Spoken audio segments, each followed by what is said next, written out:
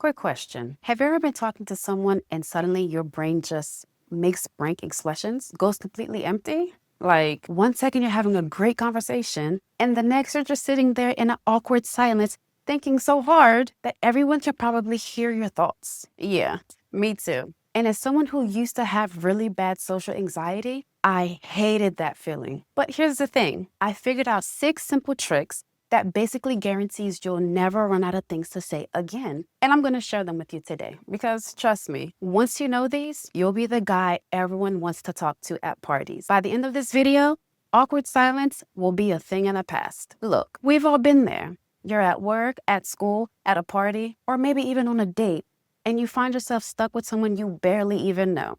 You do the whole, hey, I'm Sarah, nice to meet you thing. They say their name back, and then nothing. Completely blank. Pause. Now, before I learned what I'm about to teach you, I used to panic in these moments. I start sweating, my mind would race, and I'd say something completely random, like, so, do you like bread? Random, right? But here's what I discovered. There's actually tons to say in response to even the smallest comments. People don't give you their whole life story in one sentence. They leave out context, details, stories. Your job is to find those hidden gems. So let me break down 6 game-changing strategies that transformed me from awkward silence queen to someone who can chat literally with anyone. All right, first up. And this one's my favorite because it works every time. It's called the reminds me of game. Here's how it works. When your mind goes blank, you look around at your environment and say, you know, that reminds me of, and then just fill in the blank. Maybe there's a coffee cup on the table. That reminds me of this crazy coffee shop I went to last week. Or someone's wearing a blue shirt. That blue reminds me of a trip I took to the ocean. It sounds simple, but it's genius because it opens up completely new conversation topics. Plus, it works perfectly when someone finishes telling you a story and you're not sure how to respond. But here's the key, and this is important, guys. Don't make your story better than theirs. Nobody likes the person who always has to one-up everyone else. If they tell you about their weekend camping trip, don't follow up with a story, oh, I went climbing on Mount Everest. The goal is to connect. Trust me on this one. Now, strategy number 2 is something I call listening like an English teacher reading a book. You know how English teachers can take one sentence and find 50 different meanings in it? That's exactly what you need to do in conversations. Let me give you an example. Someone says to you, I cut my hand on Sunday while working on a car. Most people would just say, oh no, are you okay? And end the conversation. But if you're listening actively, your brain should be firing off questions like, what kind of car? Is it your car? How did you cut it? Can I see it? Do you work on cars every single Sunday? Does that happen often? Did it hurt?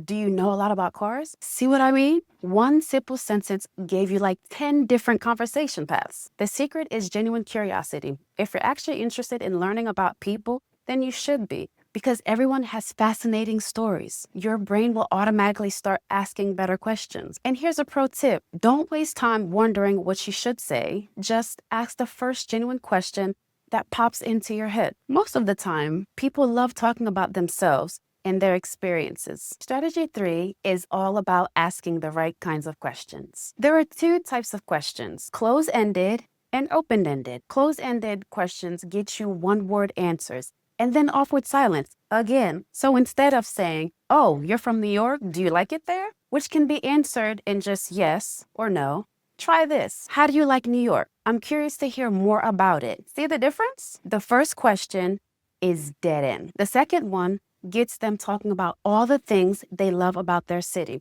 which opens up tons of new conversations and topics. And here's something every 3-year-old knows about conversations that most adults forget: the magic word why. When someone tells you they're a teacher, don't just say cool. Ask, why did you decide to become a teacher?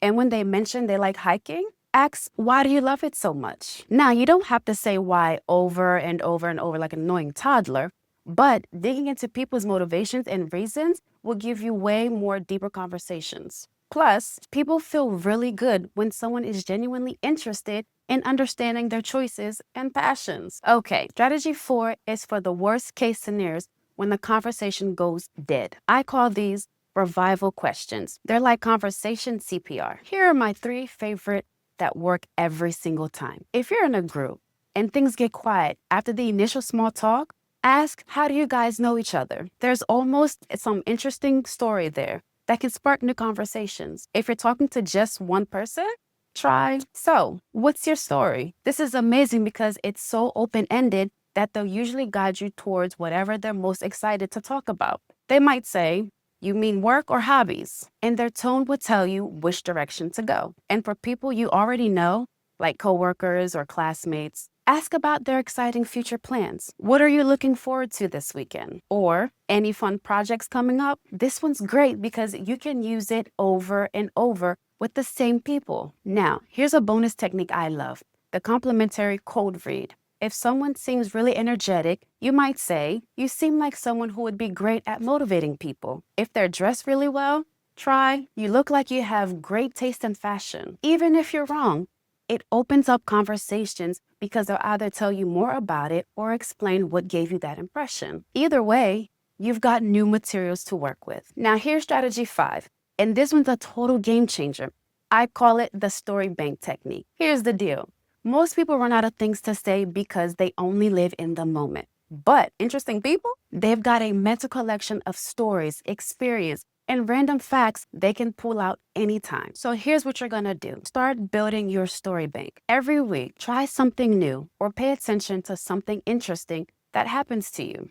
It doesn't have to be crazy. Maybe you tried a new coffee shop, saw a funny dog at the park, or learned a weird fact about penguins. Just anything. The key is to collect these little moments and turn them into conversation gold. For example, instead of just saying, I had coffee this morning, you say, I tried this new coffee shop where the barista drew little animals in the foam. Today, I got a surprisingly good-looking cat. See how that's way more interesting? I keep mental notes of funny things that happened to me, interesting people I've met, cool places I've been, weird facts I've learned, and random observation about life. Trust me, when you start collecting these moments instead of just living through them, you'll never run out of interesting things to say. Plus, people remember the person who always has a good story. And finally, strategy number 6.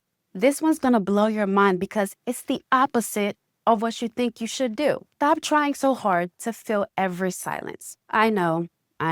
This whole video is about never running out of things to say. But hear me out though, hear me out. Sometimes the best thing you can do is just be comfortable with a little silence. 30 seconds of silence might feel like forever. But if you could just take a deep breath, maintain relaxed eye contact, and stay calm, the other person will usually jump in with a comment or question. It's like a conversation game of chicken. Whoever speaks first loses. But in this case, you both win because they end up driving the conversation forward. And if you want to encourage them even more, try this little trick. Repeat back the few last words they said. If they mention, and then I moved to California, you just say, moved to California?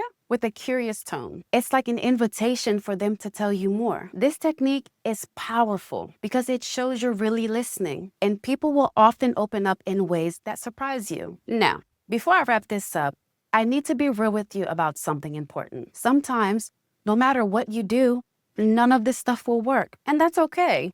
The truth is, not everyone is great at conversating. Some people might not be interested in talking that day. Maybe they're having a bad day. Maybe they're shy. Or maybe you just don't click with each other. And you know what? That's totally fine. It's not your job to force a conversation with someone who doesn't want to engage. Don't water a dead plant, as they say. Sometimes the best thing you can do is just smile, be polite, and move on. Not every conversation has to be amazing.